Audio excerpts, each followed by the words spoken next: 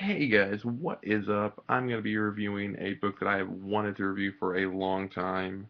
A little backstory, a lot of people, since I started focusing my channel more on comics, have asked me what is my favorite comic series, comic run, whatever, and this is part of it. I will be reviewing The Umbrella Academy, Volume 1 by Gabriel and Gerard.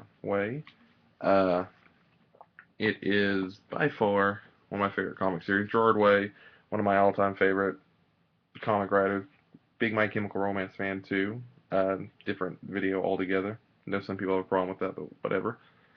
Uh, I've made it clear on my channel a million times that Grant Morrison is my favorite writer, and this is a very heavily George Wade is a very heavily Grant Morrison influenced writer. If you're a fan of Morrison's Doom Patrol run, before I even start really reviewing it, go out and buy it. You're gonna love it, I promise. Anyway, for those who don't know, the basic story of this is seven orphans are adopted by kind of a rich tycoon character named Hargreaves, and he basically trains them into a superhero team. They're all born with special powers for the most part, and years and years later, they have disbanded, kind of grown to hate each other, loathe each other, and after the death of Hargreaves, they are forced together at his funeral, where things start to go awry, and of course, the end of the world is approaching fast because they're all together again. Uh, this is basics what I'll do for now because I don't want to spoil too much for it. To start off, writing in this book is incredible. The art is just beautiful. If you're a fan of Gabriel Ball, who's a great artist, he artist for Day Tripper. Just love this. The covers are great. Everything in it. This is my favorite kind of art. See some little art for you guys there. It's dark. It's funny.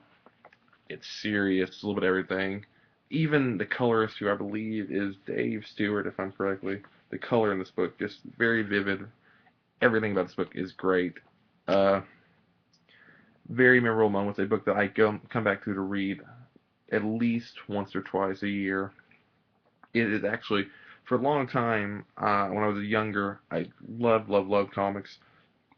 And like a lot of people, kind of got out of them. And this is a book that brought me back because it showed me how different comics can be.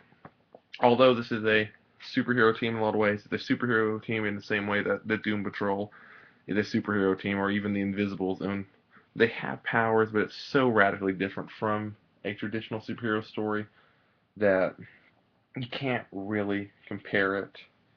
It's incredible characters in here. Of course, number five, Kraken, Space Boy, Rumor, Seance, the entire team. Pogo, Lupin, and of course the villain in the end. I won't spoil who it is, but it's a great ending.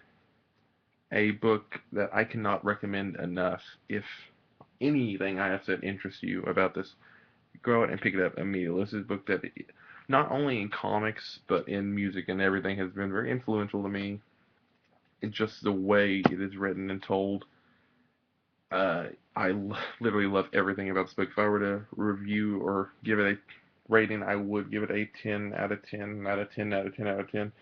This would be a must buy for anyone going to comics that had a similar interest in that I do. Now, I know a lot of people on my channel love the superhero comics and traditional comics. I think there's something for you here too, because like I said, they are a superhero team, and if you're a fan of like the X-Men, any kind of X-Men, you may like it because it's the same kind of feeling of kind of the outcast superhero that has to rise. And this book focuses a lot on the outcast of the outcast and how in a family full of outcasts, how even though how their adopted father pretty much treats them like crap, divides them by numbers, not names, how that really affects them. Hopefully, I'll be doing a review of the second volume, Dallas, very soon because it is. I probably actually like that one a little bit more. I love them both, but that one is even more so. So basically, since this is my favorite uh, comic series, graphic novel series, whatever you want to call it, I want to end this with asking you a question. What is your favorite comic series, or what is a series of comics that what got you into comics or back into comics? Because when I was younger, what got me into comics was Age of Apocalypse. But after going out of that for a long time, this is what brought me back.